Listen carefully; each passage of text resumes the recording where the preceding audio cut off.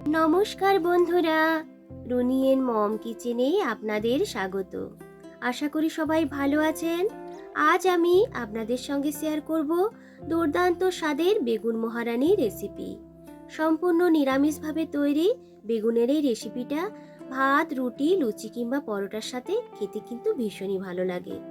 হাতের কাছে থাকা সাধারণ কয়েকটি উপকরণ দিয়ে খুব সহজেই এই রেসিপিটাকে বানিয়ে নেওয়া যায়। আশা করছি আজকের এই নিরামিষভাবে তৈরি বেগুন মহারানির রেসিপিটা আপনাদের ভালো লাগবে। একটা লাইক দিয়ে সম্পূর্ণ ভিডিওটা দেখে নেওয়ার অনুরোধ রইল। বেগুন মহারানি বানিয়ে নেওয়ার জন্য বেগুনগুলোকে ভালো করে ধুয়ে একটু ডাঁটিটাকে রেখে এইভাবে কেটে নিয়েছি। এরপর এগুলোকে ম্যারিনেট করার জন্য দিয়ে দিলাম পরিমাণ মতো নুন। এরপর এর মধ্যে দিয়ে দেব হলুদের গুঁড়ো, অল্প করে একটু লঙ্কা গুঁড়ো, আর দিয়ে দেব 1 টেবিল চামচ সর্ষের তেল। এরপরে নুন, হলুদ এবং লঙ্কা গুঁড়ো দিয়ে প্রত্যেকটা বেগুনের মধ্যে খুব ভালো করে এইভাবে মাখিয়ে নেব। যেহেতু সর্ষের তেলটা দেওয়া আছে তাই ম্যারিনেট করে নিতে দেখবেন একটু সুবিধেই হবে। এইভাবে ম্যারিনেট করে কিছুক্ষণ রেস্টে রেখে দিলাম। এই সময় তৈরি করে নেব একটি মশলার পেস্ট।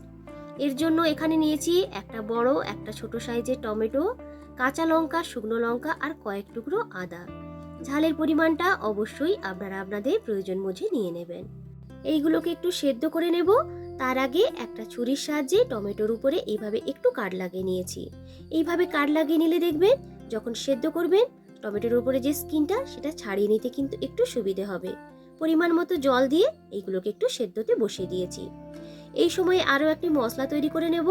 এখানে নিয়েছি বেশ কিছুটা পরিমাণ কাজু, এর সঙ্গে দিয়ে দিলাম কিশমিশ, 1.5 টেবিল চামচের মতো পোস্ত, আর নিয়েছি টক দই। কোনো রকম জল ব্যবহার না করে খুব স্মুথভাবে একটা পেস্ট বানিয়ে নিয়েছি। যদি আপনাদের জলের প্রয়োজন হয় সেক্ষেত্রে একটু জল এখানে অ্যাড করে নিতে পারেন। তো দেখুন পেস্টটা কিন্তু রেডি হয়ে গেছে। এরপর পেস্টটাকে একটা বাটির মধ্যে নিয়েছি আর মিক্সির জারটা ধুয়ে কিছুটা পরিমাণ জল এই বাটির মধ্যেও দিয়ে দিলাম। এদিকে যে টমেটো, আদা, কাঁচা লঙ্কা এবং শুকনো লঙ্কাগুলোকে সেদ্ধতে বসিয়েছিলাম সেগুলো কিন্তু প্রায় সেদ্ধ হয়ে এসেছে। একটা কাঁটা চামচের সাহায্যে এইভাবে টমেটোর উপরে যে স্কিনটা সেটাকে ছাড়িয়ে নেব। এরপর পুরোপুরি ঠান্ডা করে নেওয়ার পর একটা স্মুথ করে পেস্ট বানিয়ে নেব। রান্নাটা আজকে আমি সর্ষের তেল দিয়ে করব, তাই প্যানের মধ্যে নিয়ে নিলাম পরিমাণ মতো সর্ষের তেল। আপনারা চাইলে এখানে রিফাইন অয়েল দিয়েও কিন্তু রান্নাটা করে নিতে পারেন, তবে সর্ষের তেল দিয়ে করলে টেস্টটা কিন্তু একটু হলেও বেশি আসবে। তেলটাকে খুব ভালো করে গরম করে নেওয়ার পর গ্যাসের ফ্লেমটাকে মিডিয়ামে রেখে বেগুনগুলোকে দিয়ে দেব ওই গরম তেলের মধ্যে। প্রথমে যে দিকটাতে বেগুনের খোসা আছে সেই খোসার দিকটাতে আগে ভেজে নেব। একটা দিক যখন ভাজা হয়ে যাবে উল্টে দেব অপর দিকটাতে ভেজে নেওয়ার জন্য। এইভাবে দুদিকটাতে উল্টে পাল্টে বেশ লালচে করে বেগুনগুলোকে এখানে কিন্তু ভেজে নেব। যেহেতু গ্রেভির মধ্যে খুব বেশি সময় বেগুনগুলোকে ফোটাবো না, তাই এখানেই কিন্তু বেগুনগুলোকে খুব ভালো করে ভেজে নিতে হবে।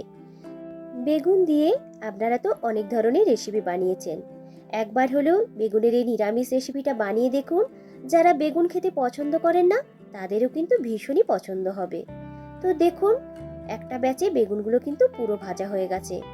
এরপর আরও যে বেগুনগুলোকে ম্যারিনেট করে রেখেছিলাম একই রকম ভাবে লালচে করে বেগুনগুলোকে ভেজে নেব। বেগুনগুলো ভাজা হতে থাক। যে মিশ্রণটাকে ঠান্ডা করার জন্য রেখেছিলাম পুরোপুরি ঠান্ডা করে নেওয়ার পর মিক্সির জারের মধ্যে জল সমেত নিয়ে একটা স্মুথ করে পেস্ট বানিয়ে নিয়েছি। আর এইদিকেও দ্বিতীয় ব্যাচের বেগুনগুলোকেও বেশ উল্টে পাল্টে একটু লাল লাল করে ভেজে নেব। তো দেখুন বেগুনগুলো কিন্তু ভাজা হয়ে গেছে। এক্সট্রা তেলটাকে ঝরিয়ে নিয়ে সেম প্লেটের মধ্যে নিয়ে নিয়েছি।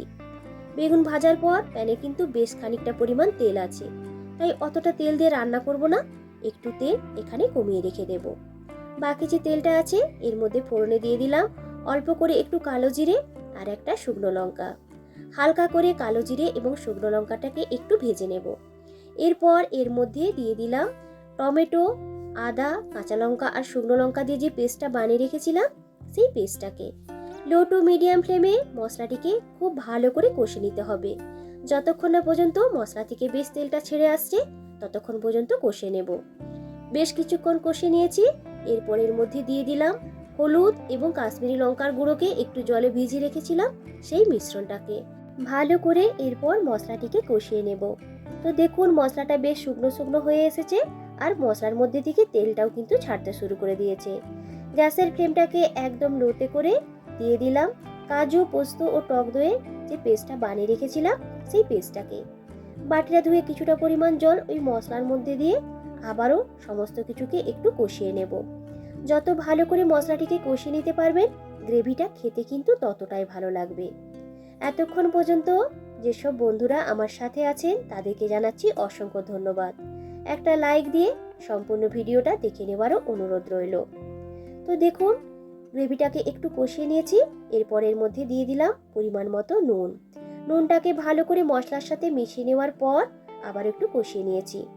মশলার মধ্যে থেকে তেলটা কিন্তু উপরের দিকে উঠে আসতে শুরু করে দিয়েছে। এই সময় এর মধ্যে দিয়ে দেব জল। তার আগে মশলাটিকে ভালো করে একটু মিশিয়ে নিয়েছি। এখানে আমি গরম জল ব্যবহার করেছি। আপনারা গ্রেভিটা কতটা রাখবেন তার উপর নির্ভর করে কিন্তু জলটা দেবেন। এই রেসিপিটা শুকনো শুকনো খেতে ভালো লাগে, আবার একটু গ্রেভি থাকলেও খেতে ভালো লাগে। যেহেতু আজকে আমি একটু গ্রেভি রাখবো তাই জলটা একটু বেশি পরিমাণ দিয়েছি। স্বাদটাকে ব্যালেন্স করার জন্য দিয়ে দিলাম অল্প পরিমাণ একটু চিনি। এরপর মিডিয়াম ফ্লেমে ঢেকে রেখে দেব যতক্ষণ না পর্যন্ত গ্রেভিটা খুব ভালো করে ফুটে উঠছে। এখানে প্রায় 3 থেকে 4 মিনিটের মতো একটু ঢাকনা দিয়ে রেখে দিয়েছিলাম। তো দেখুন গ্রেভিটা কিন্তু খুব সুন্দরভাবে ফুটে উঠেছে আর একটু ঘন হয়ে এসেছে। এই সময় এর মধ্যে দিয়ে দিলাম ভেজে রাখা বেগুনগুলোকে। আপনারা চাইলে একটি প্লেটের মধ্যে বেগুনগুলোকে সাজিয়ে নিয়ে উপর থেকে গরম গ্রেভিটা দিয়ে কিছুক্ষণ ঢেকে রেখে দিতে পারেন, তাতেও কিন্তু স্বাদটা বেশ ভালো আসবে। বেগুনগুলোকে গ্রেভির মধ্যে খুব ভালো করে ডুবিয়ে দিয়েছি। এরপর উপর থেকে দিয়ে দেব কিছুটা পরিমাণ কুচিয়ে নেওয়া ধনেপাতা। আপনাদের হাতের কাছে যদি ধনেপাতা না থাকে সেক্ষেত্রে আপনারা এখানে একটু কাসুরি মেথিও দিতে পারেন। সবকিছুকে ভালো করে একটু মিশিয়ে নিয়েছি। এরপর গ্যাসটাকে অফ করে দিয়ে ঢেকে স্ট্যান্ডিং টাইমে রেখে দেব মিনিট 3-4 মতো। তো দেখুন বন্ধুরা তৈরি হয়ে গেল দুর্দান্ত স্বাদের সম্পূর্ণ নিরামিষভাবে তৈরি করে নেওয়া বেগুন মহারানী রেসিপি। গরম ভাত, রুটি, পরোটা কিংবা লুচির সাথে খেতে কিন্তু ভীষণই ভালো লাগে। একবার হলেও আপনারা এইভাবে বানিয়ে দেখবেন।